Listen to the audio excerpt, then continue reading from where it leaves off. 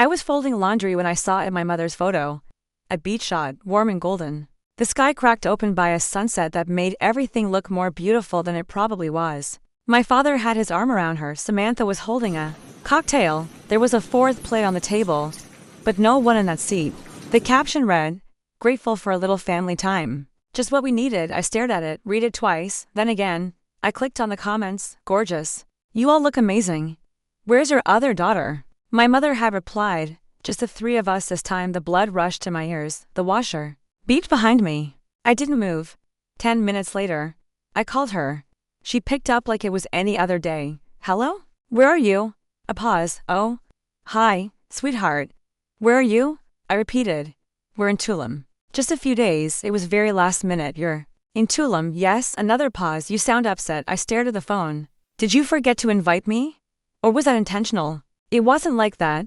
Her voice dropped an octave. You've been so busy with work. We didn't want to pressure you. I'm not 8 years old. You don't get to decide what I can handle, okay? Let's not do this. She said softly. It was spontaneous. I wanted to scream. Instead, I said, you planned a full trip with hotel bookings, international flights, and coordinating Sam's schedule, but it was spontaneous? You're being aggressive. I laughed once. Sharp? No. I'm being factual. Look, I don't want to argue. We're only here for a few more days. Maybe we can all have dinner next week. I let the silence stretch. Sure, dinner. She cleared her throat. I'll text you when we get back. She hung up before I could say anything else. I didn't hear from her for 3 days. Then my father called. Hi, honey. I stayed quiet. You doing okay? I'm fantastic. He sighed.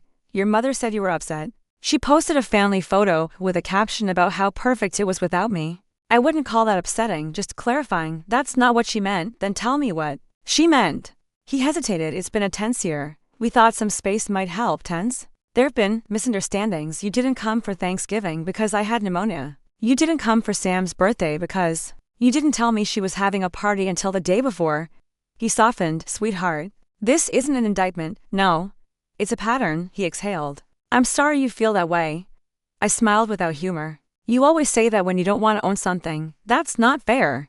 But it's accurate. Another silence. He said, quieter now. We didn't mean to hurt. You just did. I'll talk to your mother. Don't bother. She's made her feelings very clear. Let's have lunch when we're back. I hung up. The next morning, I stared at the same photo again. 3 perfect smiles. My father looking tanned and relaxed. My mother with her signature sunglasses pushed up like a crown. Samantha, golden as always. There was no room for me. Not even in the framing. I sat at my kitchen table, phone face down, coffee going cold. The silence in my apartment pressed in around me. I opened the group text, our old family thread. The last message I'd sent was a meme in October. No one had replied. Before that, a birthday message to Sam. Happy birthday.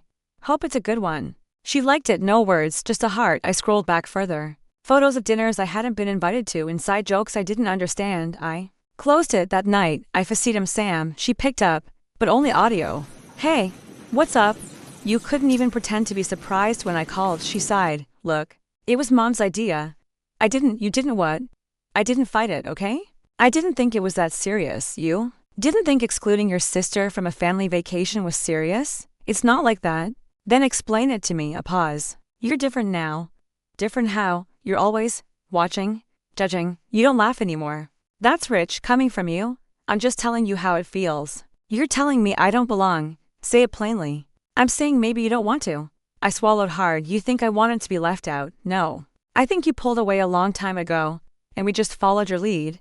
There it was, I whispered. Thanks for the clarity. She didn't respond. I ended the call. I didn't cry. Not until the next morning, when I walked into my parents' house to pick up the mail and saw the magnet on the fridge. Tulum. A tiny plastic beach chair next to a photo of the 3 of them. Printed, glossy, smiling. They'd already turned the digital insult into a physical memory. I stared at it. Then I opened the cabinet, pulled out a wine glass, and poured the last of my mother's favorite vintage. I raised the glass to the magnet, too. Spontaneity, I said aloud, and I drank. Alone. Like I had always been. Elaine sat across from me at the cafe. Sunglasses still on, even though we were inside. It was a little getaway, she said. Just for some air. For air? I repeated. You needed air from me. She shifted in her seat. You've been under pressure. Work's been intense. We thought. No, I cut in. Don't say we thought. Say what you mean. She took off her sunglasses. Her eyes looked dry, controlled. It didn't seem like something you'd enjoy. You didn't ask, I didn't think I needed to. I sat back. So that's how this works now. I'm optional, Elaine. Reached for her coffee. That's not fair, it's accurate, she exhaled. I didn't want tension on the trip. There wouldn't have been tension if you treated me like a daughter instead of a detour. She stiffened. That's dramatic, no? I said quietly. That's honest. She looked out the window. Paul said not to tell you. He thought it would only make things worse. That sounds like Paul. She turned back. He's trying his best, is he? I asked. Or is he just trying to keep the peace by avoiding all of it? She didn't answer. Later that evening, Paul met me at the park. Thanks for coming, he said. I stayed standing. You didn't give me a lot of choice. He offered a smile that didn't land. I wanted to talk calmly, then say something. Real? He put his hands in his jacket pockets. Your mom thought it'd be better to let things cool off. Cool off from what? There's been tension. He said carefully. You've seemed distant. You mean after years? I've been treated like an afterthought. His jaw flexed. That's not how we see it. No. I'm sure you don't. He sat on the bench. You've changed since college. You mean I stopped agreeing with everything she said? I mean you got sharper, less open. Because you both trained me not to be. Paul looked up at me. No one wanted you to feel excluded. You just did it anyway. I was trying to protect your mother. From what? From me? He rubbed his face. From conflict. From confrontation. From anything messy. And what does that make me? He didn't answer. I sat beside him. You let her freeze me out. Over and over. And you called it peacekeeping. I didn't think it would hurt you like this. That's because you never looked close. Enough to see it. Paul stared at the trees. I never wanted sides. You picked one anyway. He was quiet for a long moment. Then he said, you always scared her a little. You were just smart to control. I blinked. Is that supposed to make me feel better? No. He said, it's supposed to help you understand. I stood. I understand perfectly. At dinner, 2 nights later, Elaine laid out the good china. Paul said you wanted to talk. She said as she poured the wine. I already did. Then why are you here? To give you a chance. She arched an eyebrow. A chance for what? To tell the truth, just once. She sat down slowly. We didn't invite you because we didn't want to fight. There wouldn't have been a fight if you treated me with respect. You interpret everything as rejection. Because you reject me. You make everything difficult. No, I said. I make you uncomfortable. There's a difference. Elaine's voice dropped. I don't know who you think you are lately. That's the problem. You never tried to find out. Paul stepped into the room then, holding a dish. He paused when he felt the tension. Elaine looked at him. You wanted her to come tonight? He nodded slowly. She turned back to me. Fine, say what you want to say. I met her eyes. I deserved to be included. Elaine said nothing. Paul sat down. She's right. Elaine's jaw tightened. You're siding with her now. I'm acknowledging what's true. She's manipulating you, she said. I laughed once, cold. If I had that kind of power, I wouldn't be sitting here begging for basic inclusion. Elaine pushed her chair back. This was a mistake. Paul looked down. Maybe the mistake was all of us pretending this wasn't building. She walked out. He stayed. I said quietly, you let her rewrite everything. He nodded once. No. I stood. Next time you all want it, don't do it in my name. I left my wine untouched. Do you remember the Santa Fe trip? I asked. Elaine didn't look up from the dishwasher. Which one? The one when I was 12.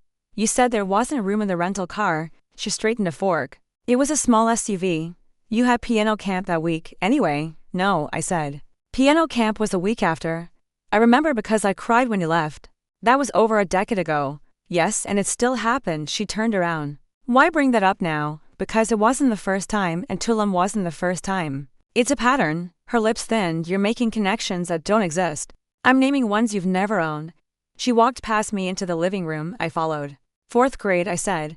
Dad missed my science fair because Samantha had a ballet recital. No one told me until the next day. She kept moving. That wasn't intentional. Neither was skipping my debate finals in high school. She froze. I won 2nd place. You said the flight back from New York was delayed, but I saw the timestamp on Sam's Instagram. You made it home the night before. That was complicated. She said, it's always complicated when it's me. She turned to face me. Why do you need to keep score? Because if I don't, none of it counts. I remembered the 5th grade spelling bee. Samantha was in the front row, legs crossed neatly, clapping like she was watching a charity event. Elaine had leaned in halfway through and whispered, you don't have to win, just have fun. I spelled chrysanthemum perfectly. They took me out for burgers after. But I sat in the back seat while they talked about Sam's upcoming showcase. The trophy stayed in the trunk for a week. You were always so serious, Samantha once told me. Like you were trying to prove something. I'd said. She laughed. To who? To all of you. She hadn't laughed after that. Paul had said. You're not as easy to read as Sam. That's not a bad thing. I'd asked, then why do you act like it is? He'd said nothing. Elaine poured tea now. Like we were civil. You were a thoughtful child, she said, quiet, independent. That's the word you always use, independent, like. It's a compliment and a dismissal at the same time. You never needed us the way Samantha did. I laughed. You say that like I had a choice. She held the teacup with both hands. You were more self-contained. I thought that was good. It was lonely. She looked away. You had friends, you had favorites. Elaine set the cup down. That's not true, it is. You just don't say it out loud. I loved you both. But you liked her better. She opened her mouth. Then closed it. I didn't want to compete, I said. But you made it a game anyway. Elaine's voice dropped. It's not that simple. It is, she stood. You're rewriting everything with your own bitterness. No. I'm finally reading it without yours. In 8th grade, I got pneumonia. Samantha got a lead role in the spring musical. Elaine stayed late at every rehearsal. Paul brought flowers. I watched the play from the last row. Sweating through my coat. No one asked how I got there, you remember? College move-in day. I asked Paul once. He nodded. Of course, no.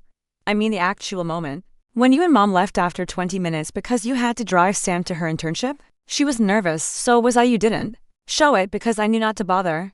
He looked down. You never said anything. And you never asked. Samantha once told a family friend, she's just more introverted. She likes doing her own thing. And I had smiled because correcting her would have looked like drama. But the truth was, I hated my own thing. I wanted and Elaine came to the door as I was leaving. Wait. I stopped. I didn't know you kept all that inside. You didn't look close enough to see it. She swallowed. I was trying to survive. Things weren't always easy, not for me either. I was stretched thin. I was erased. She blinked. That wasn't the intention. But it was a result. Her voice broke a little. I didn't know how to be your mother. You were so guarded. No. I was so tired. Tired of what? Trying to earn what should have been given. She nodded once. I'm not here for an apology, I said. I'm here for truth. Elaine looked older then. The truth is I saw you, but I didn't know how to meet you. That's the difference between love and effort.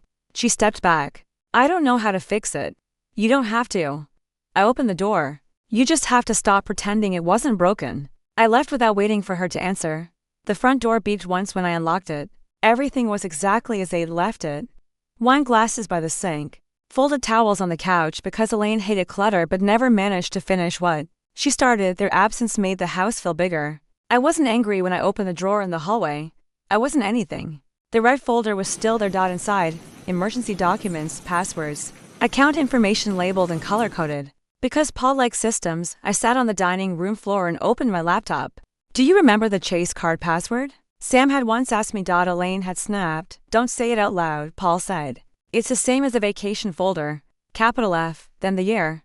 I remembered. I typed it in. The account opened. Balance, $18,429.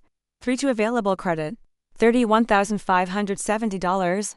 6 I clicked through the statements. Dinner at Delaney's, spa day in October. A florist in Santa Barbara I'd never heard of. My birthday month had no charges. That night, I FaceTimed them. The call went to voicemail. I left a message. The pipes are fine. I brought in the packages. You had a bill from Verizon. Looked late. I shredded the political mailers. No mention of what I'd seen. Not yet. I used the card to buy groceries the next day. Nothing flashy, just testing. It went through. I paid it off from my account that night, just to see how easy it was. It was very easy. 3 days later, I opened their shared Google Drive. Elaine had left the tab open on her iPad. Password autofill. Trip itineraries, budget plans, retirement spreadsheets. In one labeled spring, I found a line item, Mexico, $5,200 next to it. 3 of us, all set. The phrasing was underlined. 3. I stared at the screen and whispered, you budgeted me out. Not forgotten, removed. The credit card was still in the drawer. I stared at it. No shaking hands. No racing heart. Just math. I booked a one-way flight to Florence, business class. Hotel. 5 nights at Villa Cora, breakfast included. View of the gardens. Total, $6,371. For 2 I paid half with their card, half with mine, balance due, $0. Oh, I emailed myself the confirmation. Then I ordered takeout. Paul called that night. Just checking in, he said. Everything okay at the house? Fine. An email we need to look at, a couple of statements. I set them aside. Perfect. He paused. You sound calm. I am. Good, that's good. There was another pause I didn't fill it. Well, he said, we're heading to the C notes tomorrow. Should be nice, take pictures. I will. Talk soon, sure. He hung up. I stared at the phone until the screen went dark. Elaine texted the next morning, don't forget to water the ficus, the blue watering can's under the sink. I replied, got it. All handled. She responded with a thumbs up. I didn't message again. I started cataloging everything they'd left open. Venmo history, split payments with Sam, paid for her massage, not mine. Amazon account, a wishlist titled things for the family, nothing of mine on it. Netflix profile, I didn't have one, 3 names, 3 logins, always 3. The day before my flight, I cleaned the entire house, washed the sheets, scrubbed the sink. I left a note on the counter, groceries restocked, packages inside, everything's fine. No love, no signature, just a report. Like a responsible daughter. At the airport, I ordered a drink, paid in cash. The boarding pass in my hand felt like evidence, not of a crime, of a decision. I didn't owe them rage. I owed myself clarity, and I had it now. I poured the Barolo slowly, letting it breathe the way Elaine never did. Her wine cabinet was labeled by region: Piedmont, Tuscany, Rhine. Each tag handwritten in her careful, slanted print. She'd told me once I wasn't built for red. Said it sat too heavy on my nerves. I sipped it anyway, let it settle. Then I opened my laptop. Florence. Not Paris, not London. Florence. It was never a fantasy. More like a pin in the map I kept inside myself. I typed, Villa Cora availability June. 3 options came up. One with a garden view, another with frescoed ceilings. The last one a suite with a marble tub and gold-trimmed balcony. I clicked the suite. The price blinked in bold. I didn't flinch. I poured another glass, pulled up calendar tabs, checked PTO balance, 3 weeks, unused, accrued without permission. Unspent. Like most things in my life, I exhaled slowly and booked the flight, Florence, round trip. Business class, Sunday departure, 1 passenger. The confirmation tone chimed. That was the moment. Not when I packed, not when I boarded. When I clicked confirm. I left the wine glass on the kitchen counter full, still warm from my hand. It wasn't a rebellion. It was a mirror. The next morning, I checked my email like always, replied to 3 client requests, sent 1 polite follow-up, declined an optional meeting. Then I minimized the window and opened a new tab. Private walking tours, Tuscan cooking classes, a fizzy skit. The line access, I didn't bookmark them. I booked that night. I faceted Claire. She blinked. Wait, you're going to Italy, Florence. What brought that on? I shrugged. They went somewhere without me. I decided to do the same. She smirked. That's not petty at all. It's not petty, it's restorative. She laughed. Okay, fine. When do you leave? Sunday. Her mouth dropped. This Sunday. I nodded. Do you even own luggage? I have a carry-on and their Amex. Claire leaned forward.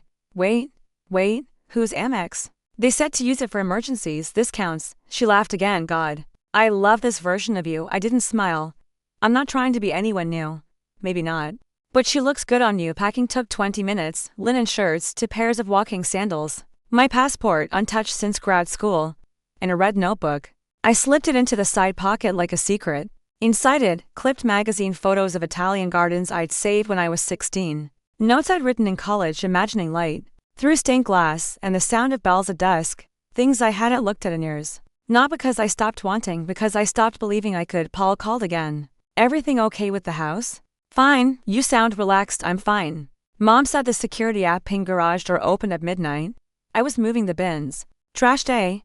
He paused. You're sure everything's alright?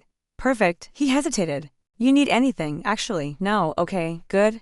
Tell her the wine was good. Another pause. What wine? I hung up. The last thing I packed was a silk scarf. It still had the tag on. A gift from Elaine, to Christmases ago. She'd said, it's very European. Maybe it'll inspire you to travel. Then they left for the south of France the next week. No invitation. No follow-up, just a scarf. I folded it carefully and placed it on top of everything. I didn't sleep the night before the flight. I sat at their dining table, laptop open, map glowing. I marked places I wanted to see. Not museums. Not the big sites, a bookstore, a cafe with 5 tables and a blue awning. The garden behind San Miniato al Monte. I wrote them down in the red notebook. No itinerary. No checklist. Just places I wanted to be. At the airport, I ordered espresso and a biscotti. Sat by the window. A couple near me argue quietly over upgrades. I sipped and watched the runway lights blink. I didn't feel guilt or fear, only a strange, anchoring calm on the plane. I didn't speak to anyone, didn't post, didn't scroll, I opened the in-flight menu, chose the pasta, and said yes when they offered Prosecco. The flight attendant smiled. Traveling for work or fun? I looked up at her. Closure. She paused. That sounds important. It is. When we landed, I stood still in the aisle, letting everyone rush past. I stepped off the plane like I belonged there because I did. Not because someone said so, but because I said yes. To myself. The air smelled like espresso diesel. In Old Stone, Florence pulsed under my feet as I stepped out of the station. No one waiting for me. No itinerary. No voice in my ear asking what I planned to do next. Just light. Dry? Gold, honest light. I pulled my suitcase across uneven pavement and didn't flinch when the wheels caught. I'd booked a car but canceled it at the last second. I wanted to walk.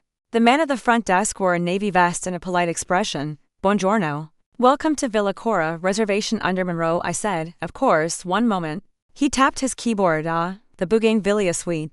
Beautiful choice. I thought so. You've been to Firenze before. I shook my head. Then we are honored. May I carry your bag? No. Thank you. He smiled wider. Independent traveler. That's one way to put it. The room was brighter than the photos. Cream walls, tall windows, silk curtains breathing in and out with the breeze. The balcony looked over a garden too perfect to be real. I didn't unpack. I took off my shoes, lay on the bed, and exhaled like it was the first time I'd remembered how. Downstairs, a waiter greeted me without hesitation. Signorina? Table for one, yes. He led me to the courtyard.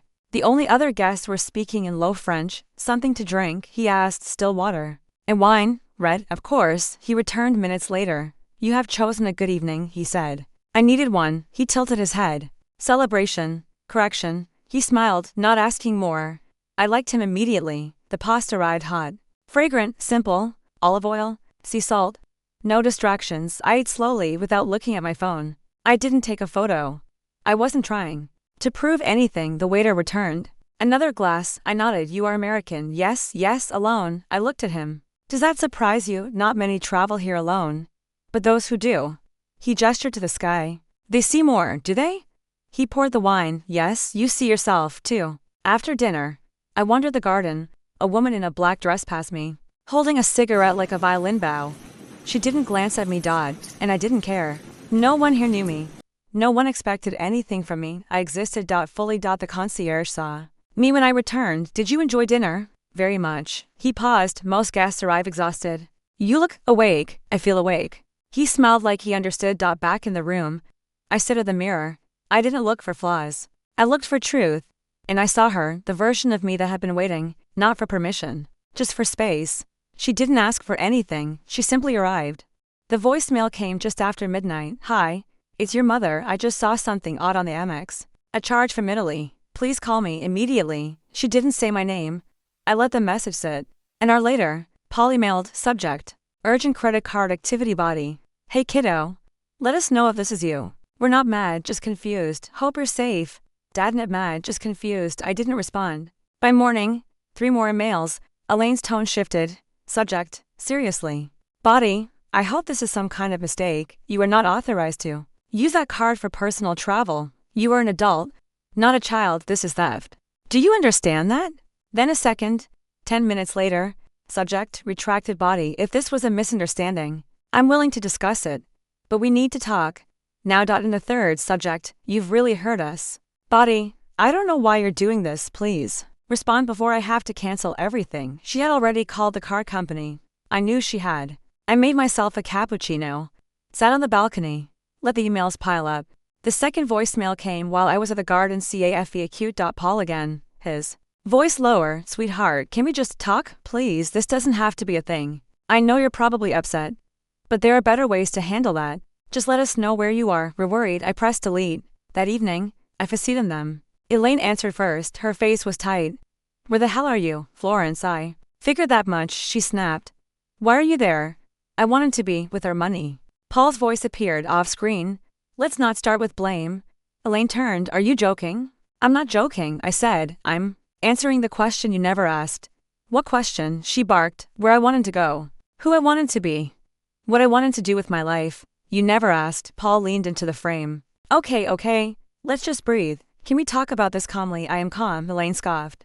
This is theft. No, this is the same card you told me to use in an emergency. She stared at me. A luxury hotel is not an emergency. Being forgotten by your entire family might qualify. Paul closed his eyes. Honey, I didn't take anything, I said. I booked something for myself. Finally, Elaine shook her head. You could have come to us, we would have helped you plan a trip.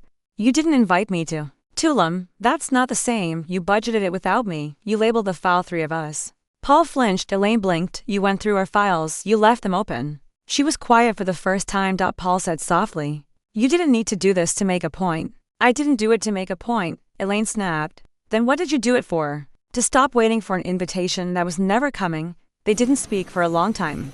Paul finally said, we want to make this right. But this isn't the way. You don't get to define the way anymore. Elaine's voice dropped. You've always had a flair for drama, I smiled, and you've always had a talent for omission. Excuse me, you leave me out and act shocked when I take up space. Elaine stood up from the call. The screen shifted. Paul stayed. You're really not coming home soon? He asked. I am home. He looked down. You know this hurt her. She's not the only one who's been hurt. I know. No. You don't, I said. You've always stood next to the fire and acted surprised by the smoke. He looked back up at me. Will you talk to her calmly when she learns how to listen? I ended the call, blocked her number, left his unread, poured another glass of wine. And opened the window wide. I drafted the email on hotel stationery first. Pen to paper just to feel it. No emotion, no apologies, just terms. Subject regarding recent charge. Body. Dear Elaine and Paul, please find attached an itemized list of all charges made to the Chase Sapphire card ending in 3,387, totaling $6,371.42. These expenses include round-trip airfare, 5 nights at Villa Cora, and associated travel costs. All receipts are attached in PDF format for your records. Per our previous verbal agreement to use the card in case of emergencies, I consider this trip a direct response to emotional exclusion and long-standing neglect within our family structure. If you prefer reimbursement, I'm prepared to repay the full amount in monthly installments of $530 over the next 12 months. I can begin as early as the 15th of this month. This was not theft. It was the first investment I've made in myself using tools you made available. Let me know which repayment schedule, if any, you would prefer. Best. Am I attached the documents? Labeled everything clearly. Flight_receipt.pdf. Hotel_breakdown.pdf. Full_expense_summary.xlsx. I read it over 3 times. No typos, no emotion. Then I hit send. Elaine called 3 hours later. I didn't answer. She left no voicemail. Paul emailed that night.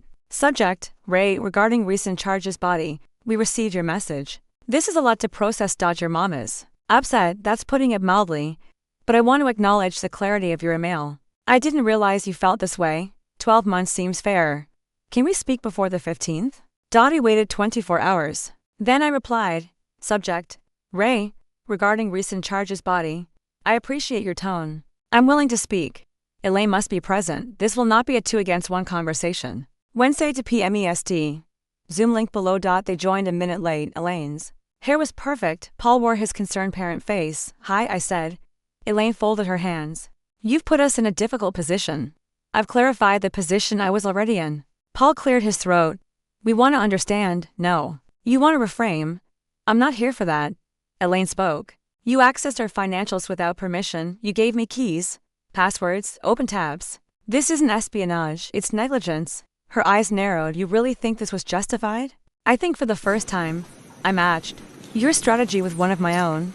Paul interjected. Couldn't you have just talked to us? I did, repeatedly. You listened selectively. Elaine scoffed. And this charging thousands, this is your solution. I itemized. I offered repayment. You labeled us emotionally negligent.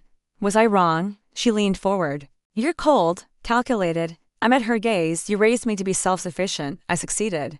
Paul said quietly, we're not trying to fight you, you just don't want to be held accountable. Elaine looked off screen. I can't, then don't, I said. Here's the legal reality. You gave me authorized access. You didn't report fraud. You didn't revoke the card. You didn't set limits. Paul blinked. So you're threatening us now? I'm stating facts. Elaine looked back. You're enjoying this? No. I'm documenting it. Silence. Then Paul spoke. 12 months. Monthly payments. We'll consider it resolved. Elaine stood up, walked off screen. I didn't flinch. He said, she feels blindsided. I felt erased. He nodded once. Do what you need to do. I already am. I ended the call. Saved the recording. Filed the PDF, poured a glass of wine. And turned off my phone. The text came while I was walking back from the cafe. Samantha, you always were dramatic. 6 words. Cold, clipped, precise. I stared at it on the cobbled street, thumb hovering over the reply. I didn't answer, not then. I went back to the hotel. I took a shower. I poured a glass of wine. Then I called her. She picked up on the second ring. Wow. Calling instead of broadcasting new for you. You're not even pretending anymore, are you? Pretending what? That you give a damn, Samantha sighed. Look, I'm not doing this. You already did. She was quiet for a beat. You charged $6,000 to their card and flew to Europe. You don't get to play the martyr. And you don't get to play the bystander, I said. You were part of it. I didn't plan the trip, you went. What was I supposed to do? Boycott a vacation because you weren't invited? Yes, she laughed. That's not how the world works. No, I said, that's how loyalty works. You're acting like I owe you something. You do. Like what? Witness. Accountability, a spine. She exhaled. You know what your problem is? You keep waiting for someone to validate your version of reality. It's not my version if it's consistent.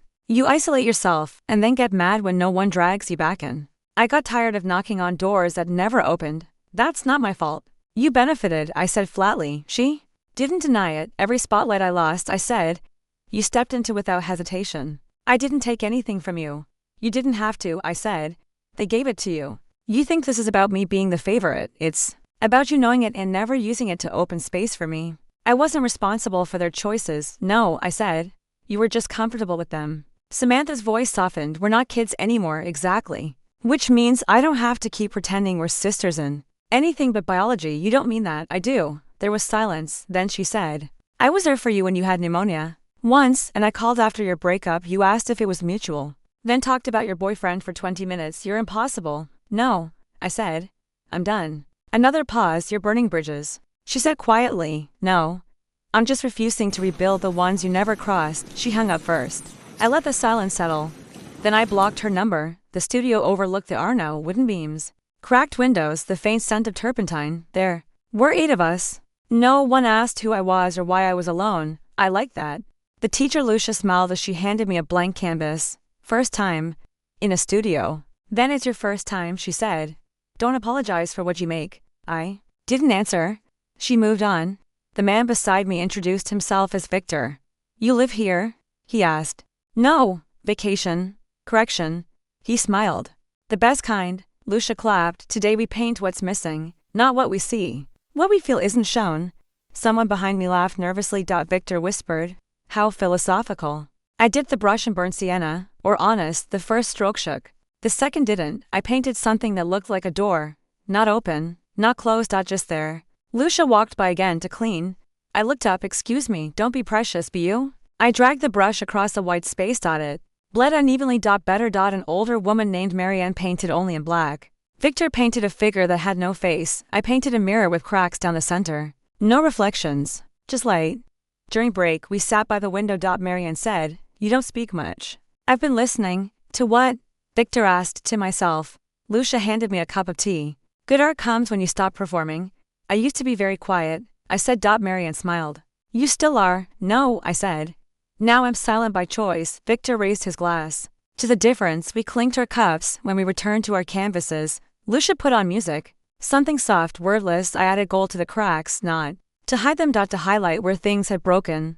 Who are you painting for? Lucia asked, watching my hand move. Myself. You're sure? I wasn't before.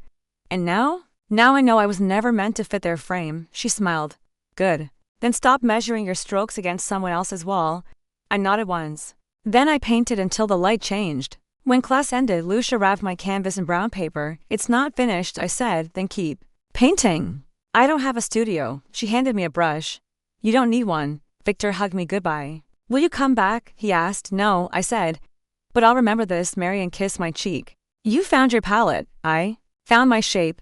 She touched my hand. Keep it. I walked back to the hotel carrying something I had never held before. Myself. I wrote it in the quiet hour between sunrise and checkout. The hotel was still asleep.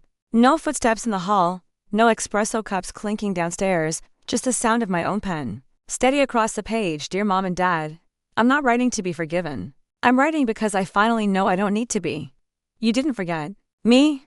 You chose not to include me. That distinction matters. You called it space. I lived it as absence. I stopped asking why the invitations didn't come, why the phone calls dropped off, why the energy shifted in rooms where I once belonged. You always said I was strong. What you meant was, I was easy to leave out. I learned To be quiet, not because I had nothing to say, but because it never seemed to change anything. I noticed when Sam got 3 phone calls a week and I got 3 a season. I noticed when holidays were planned around her schedule, not mine. When you sent flowers for her job promotion and silence for mine, you thought I didn't care. I made it easier for you to believe that. But I did care. I cared so much, I almost built my whole life around trying to earn your attention. Until now. You may call this petty. You may call it theatrical.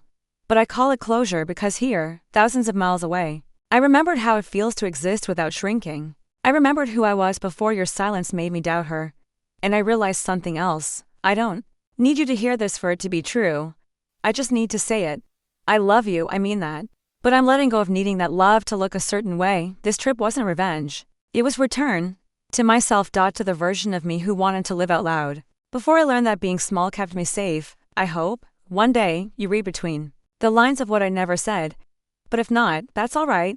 I've already said it to myself. And I listened, read it once, folded it in thirds. No signature, no flourish. I slid it into the drawer of the nightstand and closed it gently. Not abandoned. Just released. Then I stood, zipped my suitcase and walked into the morning light. The key stuck in the door the way it always did. I pushed harder, shoulder first, and stepped inside. No welcome back texts, no flowers, no guilt. I dropped my suitcase by the door and took off my shoes. Then I walked into the kitchen and poured myself a glass of wine, my wine, the good bottle I'd been saving. 3 days passed before Paul reached out. Email subject, just checking in buddy. Hope your trip went well. We're back too. Let us know when you're ready to talk. Dottie didn't reply. Samantha posted a quote on her Instagram story. Boundaries are a form of self-respect. I laughed out loud. Then muted her account. I printed a photo from Florence me in front of the Arno. Laughing, hair wild, I framed it and hung it above my desk. The frame was gold. Not for style, for armor. Claire called. How's post-revenge you feeling? Not revenge, I said. Redirection, she laughed. Semantics, no. I said, strategy. Elaine never called. But I saw the charge reversed. My reimbursement marked accepted. No message. No note, just approval. That was her language. Quiet punishments, quieter concessions. I spoke louder now. But not to her. Paul called once. I let it go to voicemail. His voice cracked. I miss you, kiddo. Then silence. I didn't delete it. I didn't return it. I bought fresh tulips for the apartment, painted the kitchen, bought new towels. No one noticed. That was the point. I met Claire for dinner. She raised her glass to independence. No, I said, to clarity. She clinked. It and the family that doesn't deserve you, no. I said again, to the one I'm building instead. My phone buzzed that night. Unknown number. No message. I turned it face down. Lit a candle. Turned up the music and danced in the living room. Alone. Unapologetic ally. Home.